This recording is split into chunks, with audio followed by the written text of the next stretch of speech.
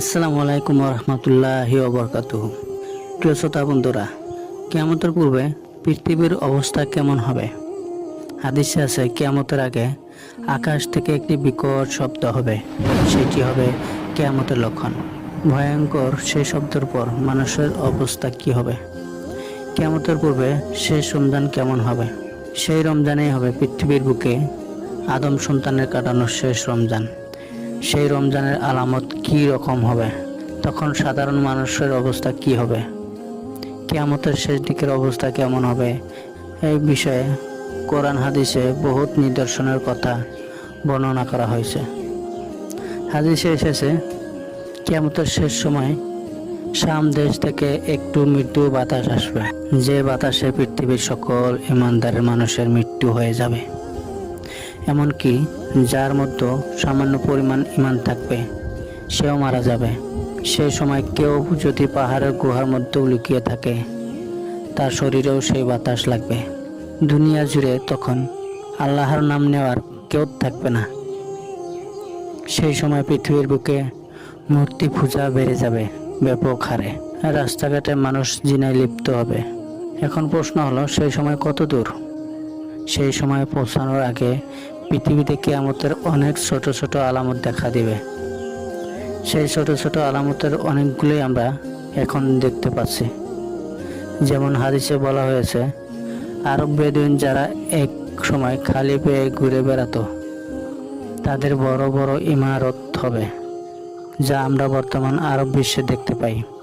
কালো সোনা অর্থাৎ পেট্রোলের খনি বের হবে, যা ইতিমধ্যে বের হয়ে গেছে। অন্য এক হাদিসে এসেছে কিয়ামতের পূর্বে সময়ের বরকত কমে যাবে। বর্তমান সময়টা ঠিক তাই।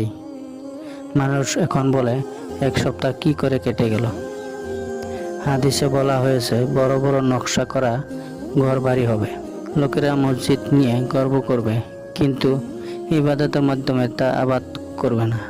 বর্তমান সমাজে কে কত সুন্দর সুন্দর ডিজাইনের মসজিদ করতে পারে ও গর্ব করতে পারে, সেই প্রতিযোগিতা চলছে।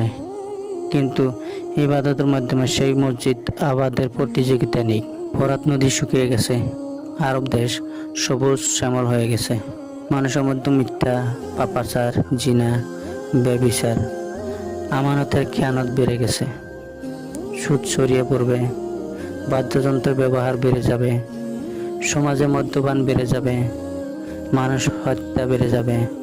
রাসূল সাল্লাল্লাহু আলাইহি ওয়াসাল্লাম বলেন, মানুষের নিকট এমন এক সময় আসবে যখন হত্যাকারী জানবে না যে কি অপরাধে সে হত্যা করেছে, এবং নিহত ব্যক্তিও জানবে না যে কি অপরাধে সে নিহত হয়েছে।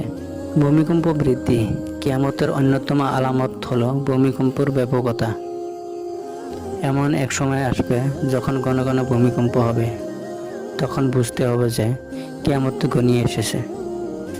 রাসূল সাল্লাল্লাহু আলাইহি ওয়াসাল্লাম আরও বলেন, কিয়ামত কায়েম হবে না যে পর্যন্ত না ইলম উঠিয়ে নেওয়া হবে এবং অধিক পরিমাণে ভূমিকম্প হবে।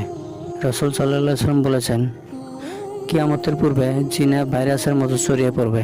অন্য এক হাদিসে এসেছে, কিয়ামতের পূর্বে দাসী তার মুনিবকে জন্ম দিবে। এইসব ছোট ছোট আলামতের পরেই আসবে বড় বড় আলামত। প্রথমে ইমাম মাহাদি আলাইহিস সালামের আগমন ঘটবে।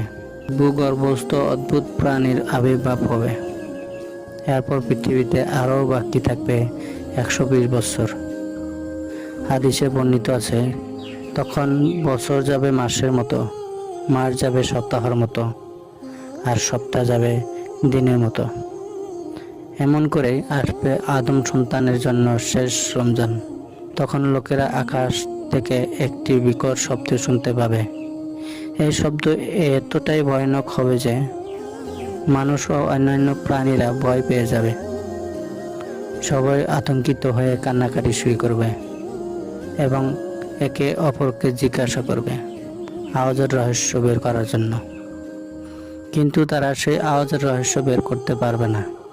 সেই রমজানের পর থেকে মানুষ ঘরে খাদ্য মজুত শুরু করে দিবে, কেননা সেই আওয়াজের পর জমিনে আর কোনো ফল ফসল আবাদ হবে না। পৃথিবীতে ব্যাপক আকারে দুর্ভিক্ষ দেখা দিবে। মানুষ অনাহারে দিন কাটাতে থাকবে।